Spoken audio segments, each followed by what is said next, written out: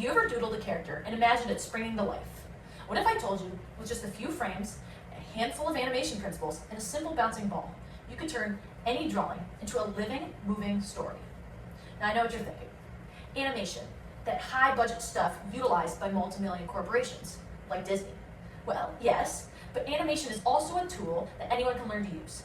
Whether you're a student, a designer, or someone who just loves to sketch, understanding its basics opens up a whole new way to communicate visually, emotionally, and creatively.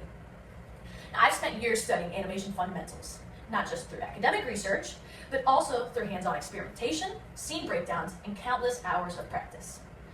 These principles apply across mediums, from traditional hand-drawn animation to the more digital motion graphics that we see today. In this demonstration, I will walk you through the 4 essential steps that form the backbone of animation. First, we'll begin by planning our key poses, which defines the structure of the object's motion. Then, we'll explore timing and spacing, which control the rhythm and speed of the overall animation. Third, we'll add squash and stretch to give our drawing flexibility and life. And finally, we'll polish the animation using arcs and follow-through to make the motion feel natural and complete.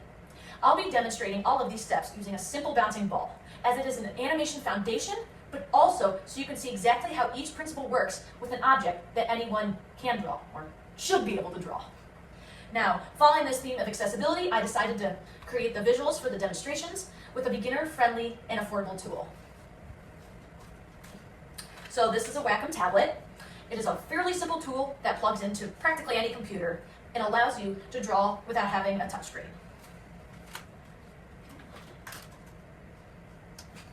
Now, let's begin with the first essential animation step, planning your key poses, which will form the foundation of your animation and guide every frame that follows. First, plan your key poses. The first step in animating a bouncing ball is to sketch out the key poses that define the motion. These include the ball at the peak of its bounce, or at its very top, to the moment of impact when it hits the ground, the movement as it rebounds, and then its next peak. These poses act as the structural framework for your animation and help you visualize the motion before adding the in-between frames, which is the in-between movement between each. As mentioned by Drawn to Animation 2025, key poses are the skeleton of the animation and are essential for establishing clarity in rhythm and movement. I will show these poses on screen using the ball to illustrate how each one contributes to the overall motion. Without these anchor points, the animation would lack direction and consistency. Think of them as almost landmarks on a map. They don't show every turn, but they give you the major guiding points. Now that we've mapped out the key poses, we can bring the animation to life by applying timing and spacing. Number 2, applying timing and spacing. Timing refers to how long each action takes. More frames between poses will create slower, smoother motion, while fewer frames will result in faster, snappier motions or movements. Drawn to Animation explains that spacing refers to the distance between each drawing. Closer spacing slows down the motion, while wider spacing speeds it up. And as explained by Animation Mentor, timing and spacing are the backbone of a believable animation and help convey weight and emotion.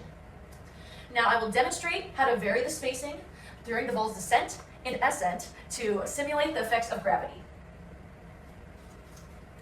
For clarification, the purple circles are in between frames, which, as I stated earlier, is the in-between movement between each key frame. The ball will fall faster than it rises, and the spacing will reflect that acceleration and deceleration. Like here, when the ball is falling, I'll show the frames getting closer together near the ground to simulate impact. As it falls, the spacing will widen to show the increase in speed. These adjustments are subtle but powerful. They're what make the motion feel real rather than robotic and fake. Okay.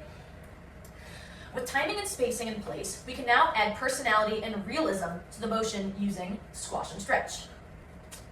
Number 3, squash and stretch. Squash and stretch are used to exaggerate the shape of an object during motion, making it feel more dynamic and lifelike.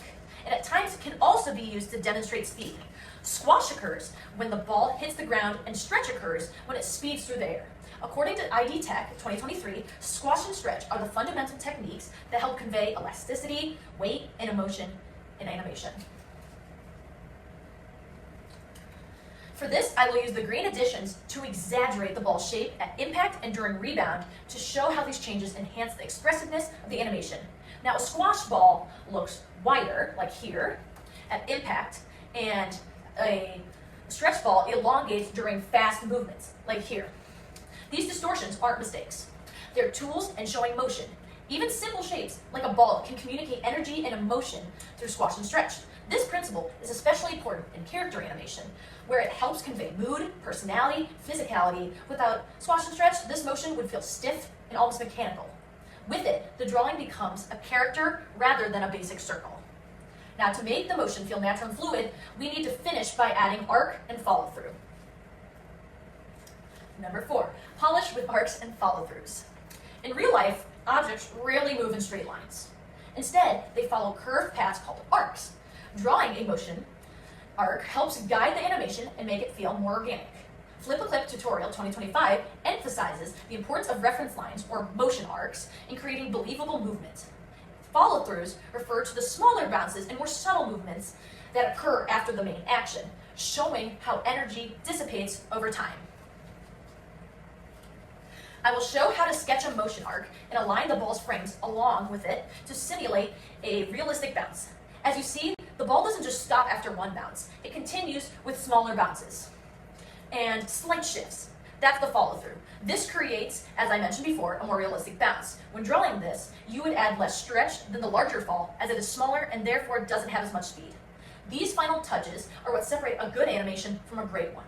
They show that you do not understand just how things move, but why they move. Now, this is the final product. And after applying all of these principles and making a few minor touch-ups, you'll get a believable, energetic bounce that feels fluid and intentional. It's no longer just a ball, it's a moving story.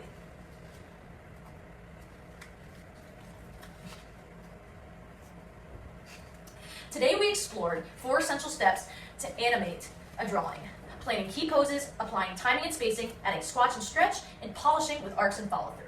Each of these principles builds on the last, creating a layered and expressive motion that feels alive. Animating a bouncing ball may seem simple, but it teaches you everything you need to know about motion, emotion, and storytelling.